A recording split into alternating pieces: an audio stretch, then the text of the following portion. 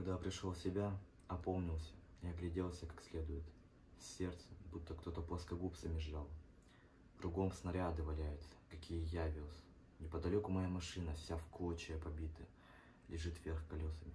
А бой-то уже сзади меня идет. Это как? Нечего греха таить. Вот тут-то у меня ноги сами собою подкосились, и я упал как срезанный. Потому что понял, что я уже в окружении. А скорее сказать, в плену у фашистов. Вот как оно на войне бывает. Ох, браток, нелегкое это дело понять, что ты не по своей воле в плену. Кто этого на своей шкуре не испытал, тому не сразу в душу видишь, чтобы до него по-человечески дошло. Что означает эта штука? Ну вот, стало быть, лежу я и слышу, танки гремят. 4 немецких средних танка на полном газу прошли мимо меня туда, откуда я со снарядами выехал. Каково это было переживать? Потом тягачи с пушками потянулись, полевая кухня проехала, потом пехота пошла, не густо так. Не больше одной битой роты. Погляжу на них краем глаза и опять прижмусь щекой к земле, глаза закрою. Тошно мне на них глядеть, и на сердце тошно. Думал, все прошли, приподнял голову, а их 6 автоматчиков, вот они, шагают метрах в 100 от меня. Гляжу, сворачивают с дороги и прямо ко мне. Идут молчком. Вот, думаю, и смерть моя на подходе. Я сел, неохота лежа помирать, потом встал. Один из них, не доходя шагов нескольких, плечом дернул, автомат снял. И вот как потешно человек устроен.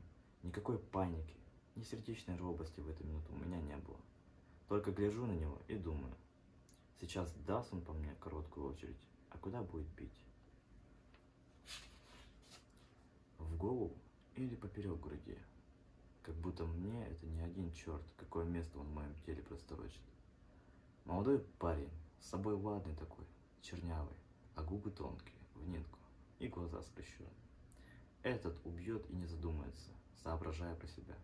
Так оно и есть. Скинул он автомат, я ему прямо в глаза гляжу, молчу.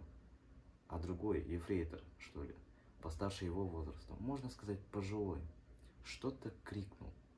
Отодвинул его в сторону, подошел ко мне, лопочет по-своему. И правую руку в моем локте сгибает, мускул, значит щупает. Попробовал и говорит, о, и показывает на дорогу.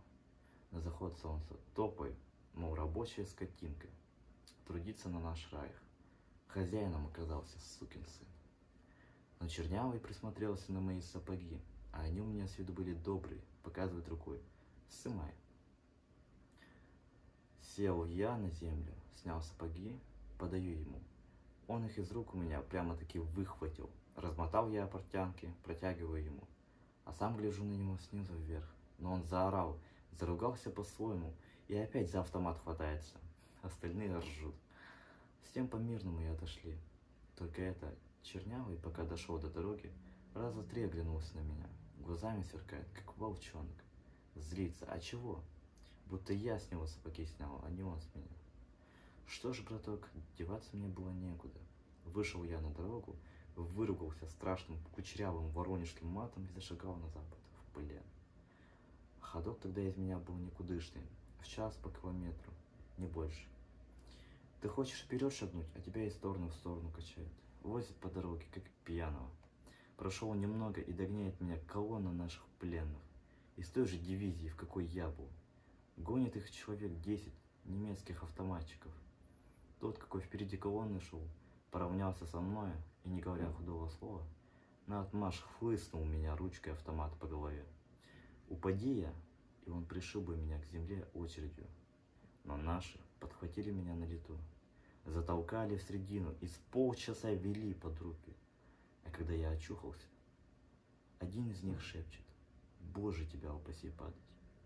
Иди из последних сил, а не то убьют. И я из последних сил, но пошел.